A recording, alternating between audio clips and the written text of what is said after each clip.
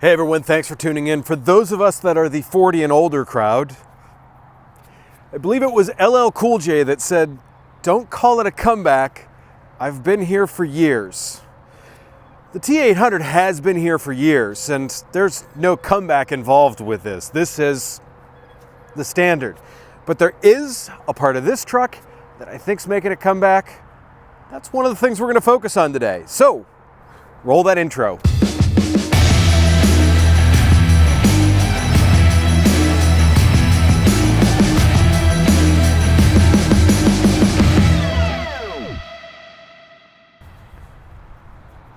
Hey everyone, it's Josh with the Hisson Group, and I am back with, like I said, kind of that comeback story. So, as I mentioned, the T800, that hasn't gone anywhere.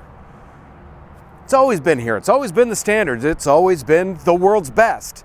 Now, something that has gone away a little bit and is starting to make a comeback is the small sleeper. So many people are starting to realize the benefits of a small sleeper like this. Maybe you're only out of town 1-2 days and then you're back home. Or maybe you're like me and just occasionally like a nap. Either way, there are a ton of great reasons and applications to go with these small sleepers, and we're going to cover some of those today. Before we do that, let's do our usual program. Let's do some B-roll. Then we'll start up at the front end of the truck. So, roll it.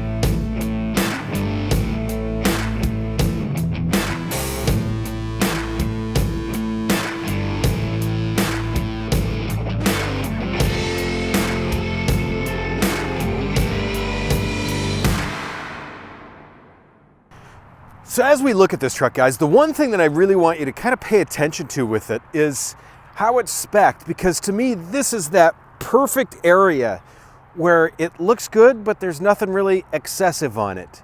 It's going to go down the road nice, and it's going to last a really long time, but there's nothing overly heavy about it. It fits in that area where you can really just go out and make money with it and still be comfortable. It's that happy middle ground that I really like. So in talking about that, there's a few areas that aren't compromised, and Kenworth's grill is always one of them. This one, obviously, we put the extra bars on. As inexpensive of an option as it is, the extra protection it adds, not to mention the look it gives, for us it's kind of one of those no-brainers.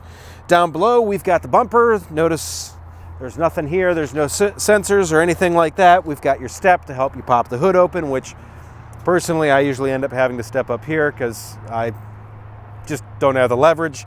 Nonetheless, it's got the tapered bumper here so that way you don't catch anything if you're on a job site or in a weird situation. Speaking of the hood, let's talk about that. So as we go back on the hood, obviously we've got the Kenworth logo here. It just looks good. This uses the dual sealed beam headlight. I mean, these are the standard headlights that have been around since wheels were stone, probably. In this, the hood itself is Meton, so this is the plastic style of hood. It's white, as you can see. Now, a lot of people think, boring white. Now, the thing that I love about white, A, it goes with everything, and B, it is so easy to add graphics to if you want to. And with as many cool vinyl graphics as there are out there, this is a blank canvas if you really want to go nuts with it. This side is flat. On the other side, we've got the air intake there. This doesn't have the big canister air cleaners. Now, I know those look good on a truck like this, but I still think the T800 looks good even without them. On top of that, you don't have these giant, basically sails hanging out, sucking away on your fuel mileage. Fuel mileage isn't a concern for everyone, but hey, I'll put every dollar in my pocket that I can get instead of giving it over to the fuel pump.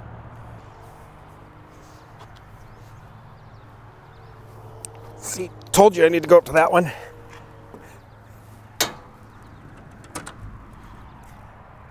I knew you guys were going to ask, so what's under the hood? We have a gray hunk of MX-13. It's cranking out 510 horsepower, 1,850 foot-pounds of torque. Just because you have a pretty plain white truck does not mean you can't go have a little bit of fun with it, right?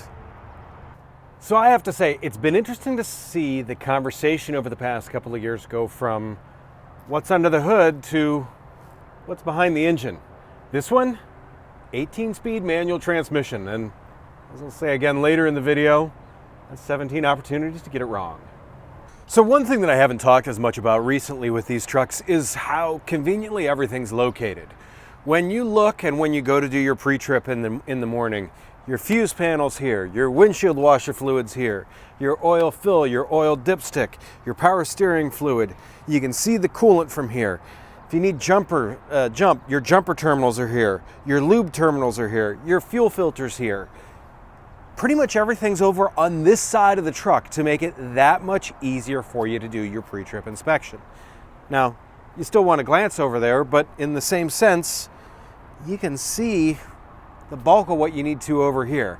It's just another little added convenience. Now, something else with it too is it's tough to see from here, but the engine isn't under the cab at all. It's all out in front of it. That just makes it that much better for any maintenance you might need to do. So when we look at what's holding everything up, we've got 22.5-inch Goodyear rubber, Alcoa Durabrite wheels. We've already got the chrome caps and covers on this one, which I think always look really good. Inside of that, we've got Bendix disc brakes because, hey, it is 2020, as much as we may not want it to be. Inside of that, we've got 13.2 front axle, 13.2 front springs, which means we've got a single steering gearbox for it. Once again, everything that you're going to need to go down the road, nothing that you don't need. So guys, let's talk about the cab. This one, it is the standard 1.9 meter cab that we have seen for decades. There's a reason for that. I love the visor on this. There's a ton of visor options out there if you want to go with something else, but the factory one does a pretty good job of what it's actually there to do, and I think it looks pretty good. Above that, we've got 5 clearance lights for you, as well as a couple of air horns just in case someone needs to know that you're there. This truck has the one-piece windshield. To me, it's the preferred option. It's one of those things where people will argue that point for one or the other all day long. Comes down to personal preference, really. Further back, we've got the mirrors that are mounted down here to the cowl. I prefer this mounting. Now, I know I'm gonna maybe catch some ugliness for that because a lot of guys like the stainless brackets that go back and everything, and that's fine. To me, less wind is gonna catch this. It's, I think, more of a solid mounting. Usually the moto mirrors that you can get in here are a touch better also, which this does have the motorized and heated mirrors. Also, in case you CB person. So driver side and passenger side of this truck aren't all that much different, except for one thing, and we'll talk about that in a second. But up here, we've got our battery box. And as you guys know, battery box or a fairing or anything of that nature, the steps are offset a little more, making it more like stairs and less like a ladder, which is kind of what you have when you run a fuel tank up here. So that's why battery box and then the fuel tank and that are pushed back, just to make it ingress and egress that little bit easier and that little bit safer. The fact that we can make it shiny, well, that's just an added bonus. Speaking of shiny, we've got our DEF tank back here. This is the 22 gallon. It's got the shiny cover over it. Once again, helps you guys disguise it for those of you that don't like it. Behind that, we've got 100 gallons of fuel. That's got steps on it, so you've got access to everything out back. On the other side of it, we've got 120 gallons of fuel. Now, the only difference really besides 20 gallons of fuel between this side and that side is the other side has an exhaust stack over there. Once again, if it's a dummy stack, we kind of figure, extra weight, extra money, let's not put it on this one. And really, the weight savings on this truck, one of the biggest reasons to go with it. The outside of the sleeper is pretty simple. There's a vent up top here that you can open from the inside.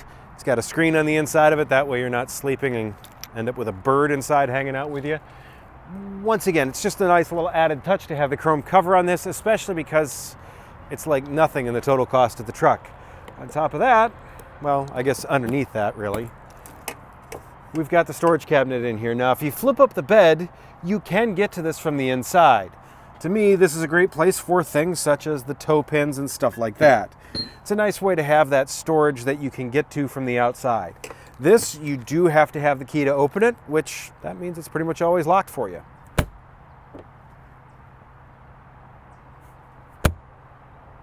That was better. As I mentioned before on the tanks, we've got the step there, handles mounted to the back of the cab.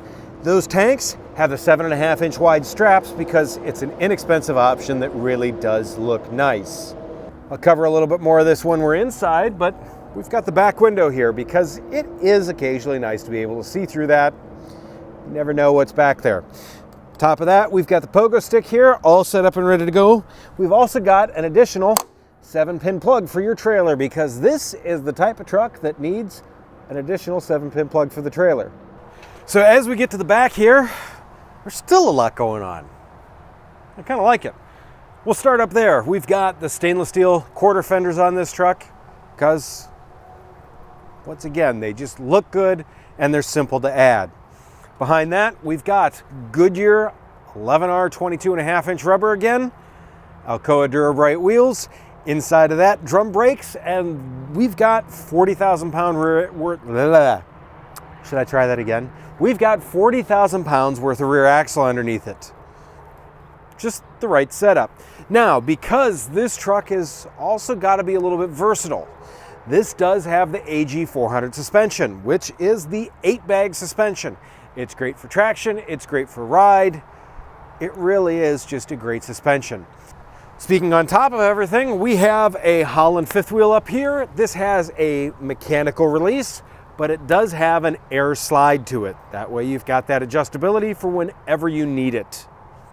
So with all of this being covered, let's head inside because if you notice, the sunglasses have been on and off a couple of times and I'm not sure if it's going to rain or not. Every time I get in one of the 2.1 meter cabs like the T680 and the T880, I always talk about how well laid out things are. And when I get in a 1.9 meter cab truck like a T800 or a W900, I realize why the 680 and 880 are laid out as well as they are. It's because they had a great base to start with. I mean, the dash is pointed towards me here. Everything, once again, is within easy reach. It's that great starting point. It's that leaping off point that led to the 680 and the 880. It's just a great setup. Now, the thing that's always interesting too is I get in the T680 and the T880 and I love how big and spacious the cab feels. The thing that I always find whenever I get in the 1.9 meter cab vehicles is that it feels cozy but never cramped, especially in something like this that's got a little bit of a sleeper to it. I never feel claustrophobic with it. It feels cozy. It feels nice. It's like a warm blanket, I guess I would say, in terms of cozy. It doesn't make you feel trapped. It makes you feel cozy. I've said that word like 10 times. I guess that's the word that's going to fit here. Nonetheless, to me, that's just a testament to the design of this and how well they really did in laying everything out and making sure that everything's in the right spot. Because this isn't a big cab, and it could very easily feel cramped. but it definitely does not. So to go over it, I mean, this truck really, it's the leather-wrapped smart wheel. You guys know what my opinion on the smart wheel is. All the stuff you need to do things right here on the wheel. Why would you want to have to reach for it? I don't know. Nonetheless, we've got power windows for both sides here, power mirrors, power locks, all the features like that. We've got the shifter here that's, as I always like to joke, 18 speeds gives you 17 chances to get it wrong. This has the cloth seat to it. This one's on air. The one next to me sits on top of a toolbox. Once again, that adds extra storage space for you if you'd like it. We also don't have arms on this chair, and the big reason is it makes it that much easier to hop back in the bunk. Now, to me, the bunk behind me is one of the big selling points for this truck because it doesn't really add much weight to the truck. It adds a fair bit of space, and it adds a whole ton of convenience. If you have to stay out for a night, you pop back there. We have all seen wheel huggers. I don't know how you guys do that and still have necks left or don't wake up like completely crippled from sleeping that way. To me, you guys, kudos to you for those of you that do that. To me, having the spot back there to pop back there and take a snooze, relax, read something, whatever. It's just a nice little space for you to use. I mean, we've all been places where you're waiting for someone to load and they say, hey, it's going to be 2 hours. Nap time. I mean, to me, it's a no-brainer. Now, on top of that, too, well, I guess I should say underneath that, we've got plenty of storage space down there. I mean, you could probably fit a week's worth of clothes down there, to be honest with you. And as I mentioned too, we've got the window back there. I've actually got it currently blocked off to make sure that you could actually see this way, because otherwise camera thing. Overall though, I mean, it's really well set up. On top of that too, we've got storage cubbies up there on both sides here. There's the one actually right above my head up over there. Just plenty of well thought out space that, I mean, got to go out for a couple of days? Great. This is the truck. Going to be around town, but might need to wait for a couple of minutes. Once again, and like I said, because it's a small sleeper, there's really not much of a weight penalty there for you either. It all just makes perfect sense. To me, I absolutely love this truck, and we're actually starting to see more and more of these out on the road. These small sleepers are starting to go pretty big. Makes sense.